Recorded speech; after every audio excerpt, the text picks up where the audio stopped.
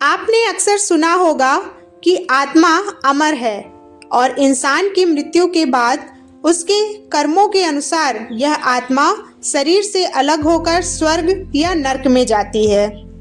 पर क्या हो अगर कोई इंसान यह सोचे कि वह जीवित ही अपने शरीर के साथ स्वर्ग जा सके? क्या यह संभव है? हमारे पुराणों में वर्णित आज हम एक ऐसी ही कहानी लेकर आए हैं जो इंसानी इच्छाओं और दैवीय नियमों के संघर्ष की अद्भुत दास्तान है।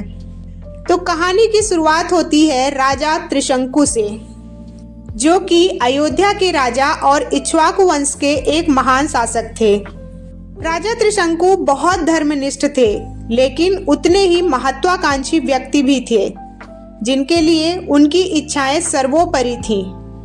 इन्हीं इच्छाओं में से उनकी एक अनोखी और असंभव सी इच्छा थी कि वे बिना मृत्यु के अपने भौतिक शरीर के साथ ही स्वर्गलोक जाना चाहते थे, जो कि प्रकृति के नियमों के विरुद्ध था।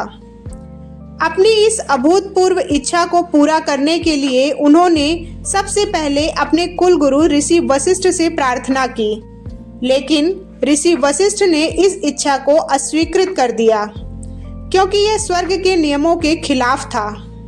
ऋषि वशिष्ठ ने स्पष्ट कहा, राजन, यह प्रकृति और स्वर्ग के नियमों के विरुद्ध है। स्वर्ग में केवल आत्मा ही जा सकती है, भौतिक शरीर नहीं। लेकिन राजा त्रिशंकु अपने जिद पर अड़े हुए थे और ऋषि वशिष्ठ ने उनकी इच्छा पूरी करने से मना कर दिया। तो वे ऋषि वशिष्ठ के पुत्रों के पास पहुंचे और उनसे सहायता मांगी, लेकिन उन्होंने भी राजा को साफ साफ मना कर दिया। अंततः निराश होकर राजा त्रिशंकु ने ऋषि विश्वामित्र से सहायता की याचना की। ऋषि विश्वामित्र, जिन्होंने अपने तप से ब्रह्मर्षि बनने का संकल्प लिया था, हमेशा अपनी शक्ति को सिद्ध करने के लिए तत्पर रहते थे। जब ऋषि विश्वामित्र ने त्रिशंकु की इच्छा के बारे में जाना, तो उन्हें एक और मौका मिल गया अपनी शक्तियों को सिद्ध करने का। ऋषि विश्वामित्र ने त्रिशंकु की इच्छा को पूरा करने का प्रण ले लिया। उन्होंने अपने तप के बल से त्रिशंकु के लिए एक यज्ञ प्रारंभ किया और अपने तपोबल से त्रिशंकु को जीवित ही स्वर्ग भेज दिया।